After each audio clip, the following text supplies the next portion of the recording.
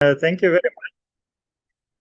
I think the organizers, I remember first time I met Raul in 2005 on some conference. And that time, I think he just moved to Chaos, maybe a bit later. You moved to Chaos at this point, around this time, maybe 2004, 5. Yeah, but then then he moved to Aachen at some point, and I was always impressed by his ability to build new groups from scratch. Somehow it's kind of a very rare ability, I would say. Okay, so my talk will be about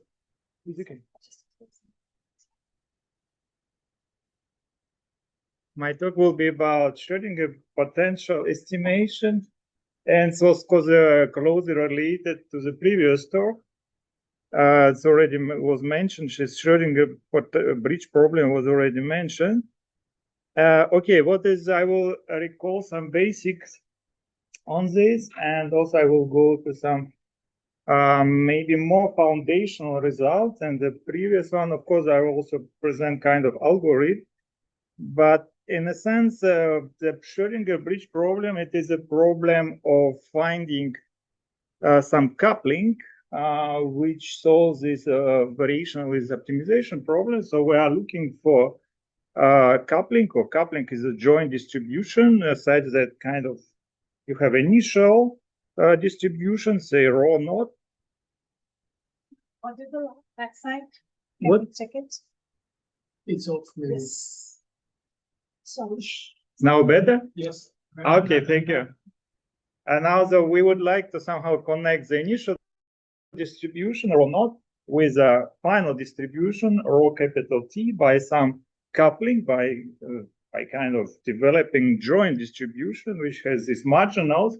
But at the same time, we would like to have some optimality property of this coupling that is close to some given coupling or given distribution pi naught. And this distribution pi naught, for example, can come from joint distribution of the initial and final value of a diffusion process, which is a called reference process. So basically, we can fix some reference process and then try to find a distribution of the initial and the final value such that it's closed to the distribution given by a reference process, and at the same time has the right margin. This is one possible way of defining this Schrodinger problem.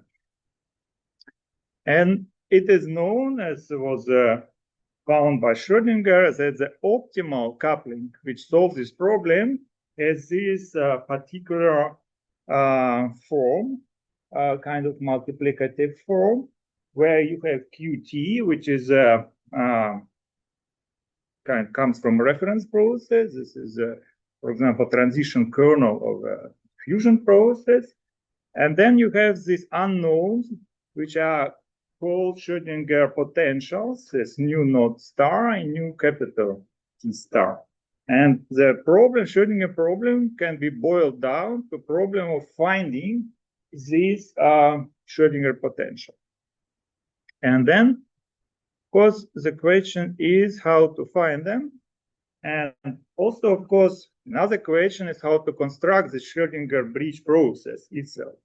Because, of course, okay, if you know, say, this potentials, and the next question is how to construct the process or how to generate samples from this process. This is the most important part for, say, for generative modeling or machine learning nowadays. The people are interested in the question how to model this process, how to generate samples. Okay, what's about reference process? In most papers, people take some very simple reference process like Brownian motion. And in this case, this problem is equivalent to the optimal transport problem with this particular type of penalization with Kullback-Leibler. So basically, you have optimal transport problem. You are looking for coupling between rho naught and rho t. But at the same time, okay, you're basically penalizing by deviation from a product measure, because this is a product measure or not. So you're basically penalizing from deviation from independent coupling which corresponds to independent margins. And this is a standard entropic optimal transport problem. There are many algorithms how to solve it. And in particular, you can also use this diffusion type setting. The diffusion type setting, if you take as a reference process Brownian motion, then you can solve also this problem.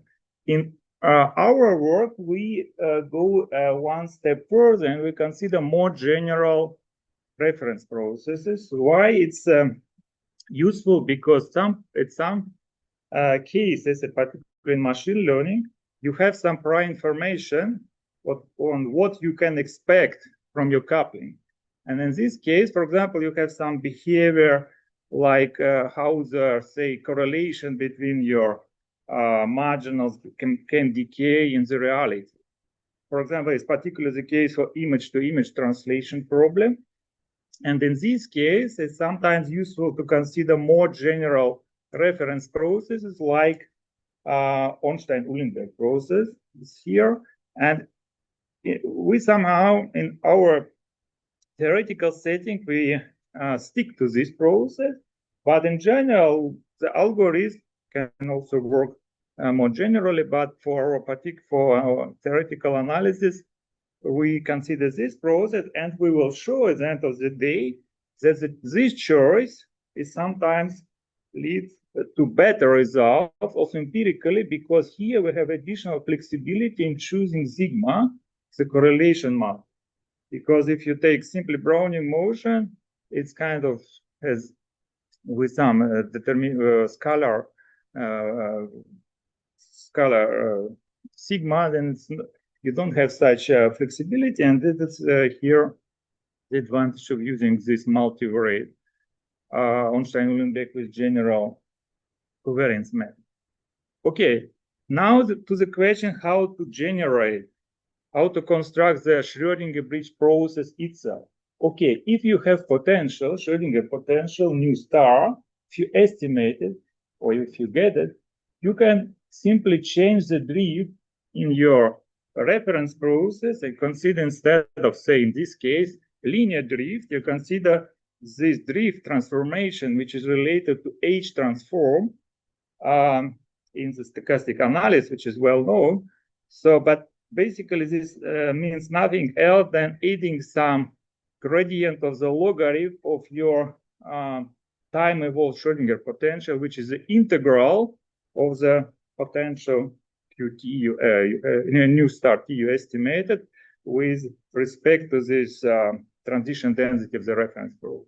But so if you look at this problem, you see already, even if you know, say, new T star, you need to compute integral here, this complexity, one level of complexity, and then you have to put it into your coefficient. And basically, in general, this is a kind of quadratic type of complexity anyway.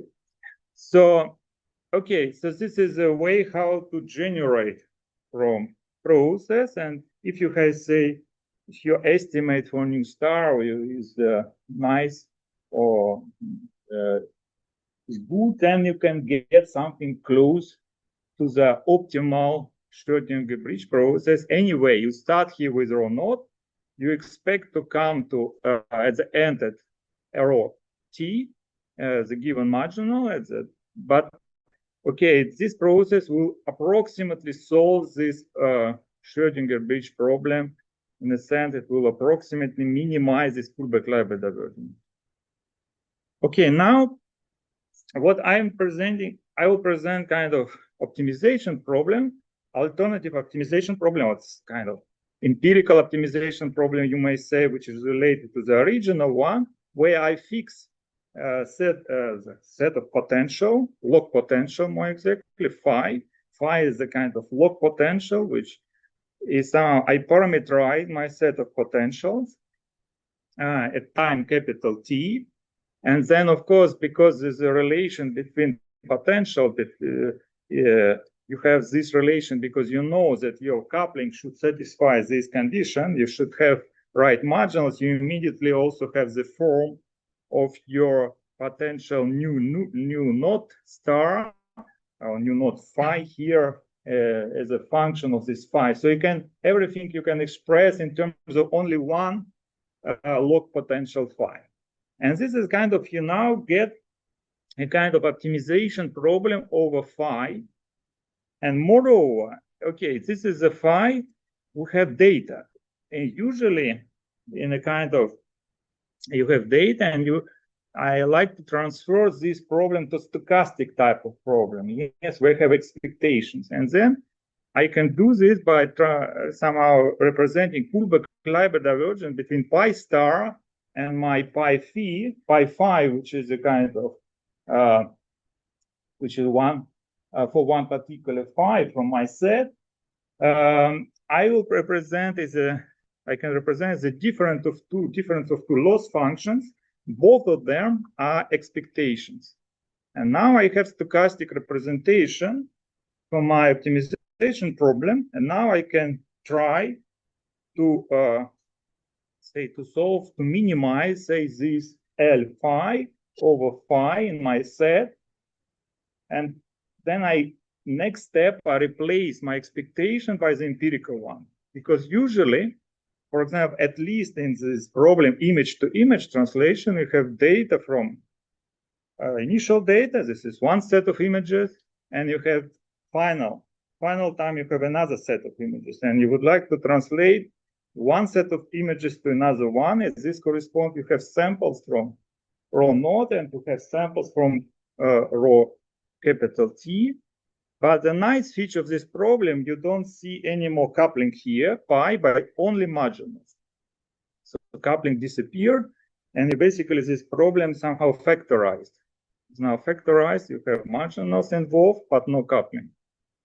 And now, okay, you consider this empirical optimization problem over set of log potentials phi.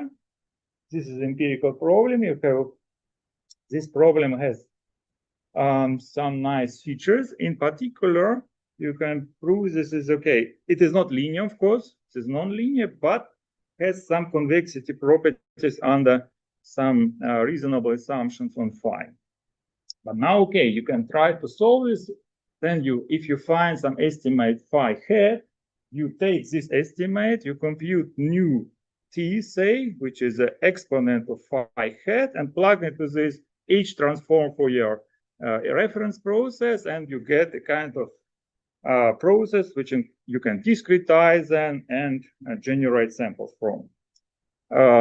Okay. Now, the main contribution of our paper is a theoretical study of this optimization problem and showing the rate of convergence of, say, estimated potential in Kullback-Leibler divergence, or estimated coupling, more better to say, corresponding to this phi, to the optimal coupling. This is some reasonable, okay, I would say reasonable assumptions. And what is important here, the assumption on phi, because phi in many cases, for example, for Gaussian type of process or sub-Gaussian, it may grow and grow rather fast. At least it may grow and also decrease. You see grow in the absolute value. For example, it may have quadratic behavior in X and go to the minus infinity, and this means that your potential, the exponent of this, can be very slow, very low, close to zero. And this possesses a lot of problems also for theory, because if you look at theoretical analysis of Schrodinger problem, it's mainly restricted to the case, to the kind of compact case, where you have only on some compact, your marginal distribution are compactly supported, and they say they're far from, they're bounded away from zero on this compact. In this case, you can, for example, prove the existence of the Schrodinger problem, the existence of the optimal coupling, and so on.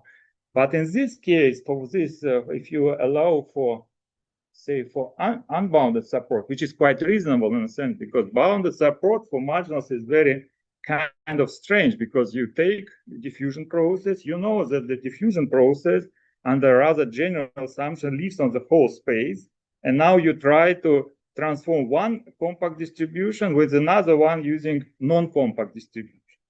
It's a bit strange. So it's this type of assumption quite reasonable now, because you assume kind of sub-Gaussian behavior, and this is already much more natural.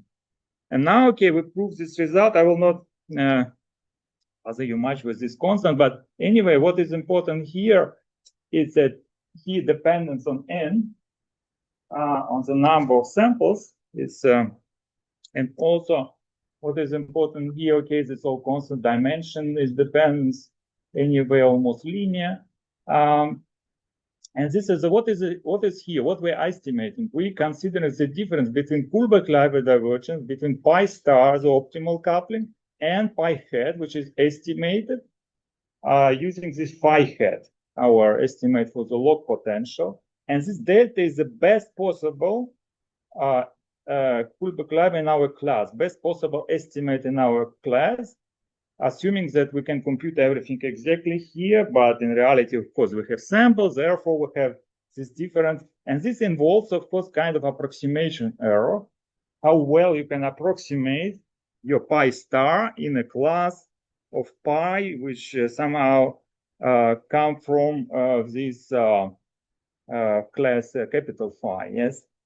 Okay, this approximation error, but if you say forget about approximation error, what to say forget, you consider this difference, you can get a bound which depends only on n, and this is say, what is the kind of idea of this analysis? Not idea, but why we are doing this here and why it's not so, because it's quite easy to get 1 over square root of n, but you know this is not optimal, because Kullback-Leibler has quadratic behavior. And you really need to get optimal bounds. You really need to do a bit more to get the rate 1 over n.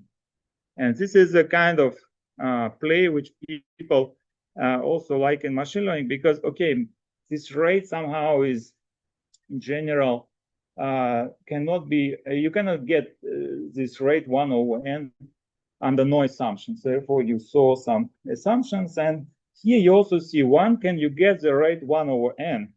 You can get a rate 1 over n if you have here something which comes from approximation error, which is small enough. So basically, if, for example, there is no approximation error, delta is 0.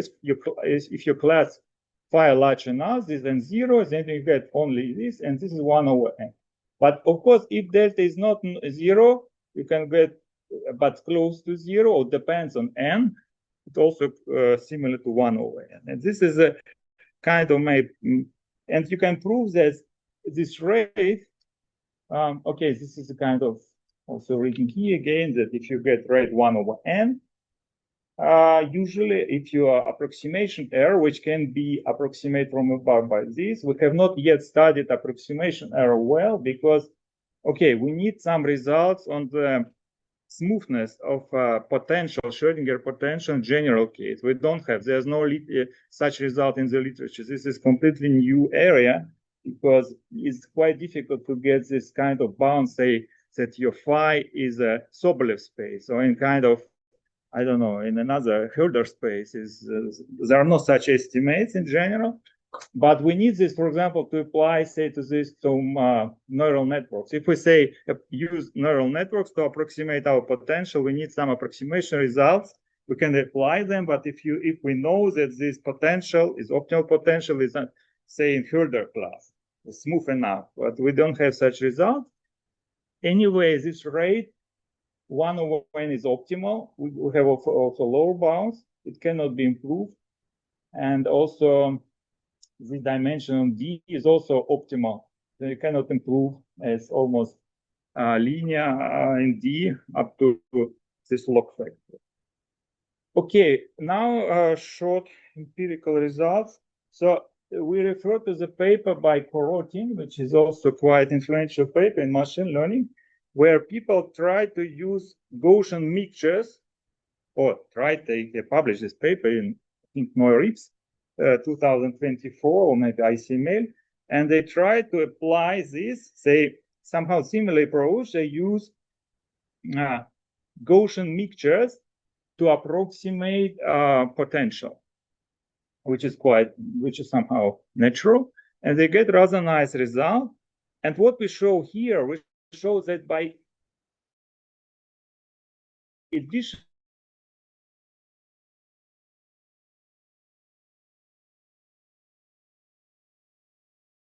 okay, what does it mean a lot? At least we can improve. We get somehow, if we take same, this is a more or less taking more general reference process, also we can decrease this type of error, W1 error, and also other mode coverage error. Mode coverage also important because it covers how well you reproducing modes of your distribution. Because, okay, you can be very good and Wasserstein decent, but still the modes of your distribution may not be captured, and this is not good. And here, this can somehow measure how to capture modes, and here they will be better. And I mean, at least then we have also some different type of models, standard anisotropic also, and in particular in anisotropic we have a higher, which is expected high difference between methods because we use again more general reference process. Anyway, this is a result, and this is a free papers, which some of them they're not yet published, but they're many of them, all of them are submitted. Anyway, this is a kind of result which can be used. At least it shows that by taking more general reference process and Schrodinger problem, you can really improve the results, and we'll also have some results in the paper on images. I don't like to show this all images transformation from one faces to from girls to boys, from sounds a bit maybe boring, but anyway, this is also can be done, and this is exactly what I wanted to say. Thank you very much.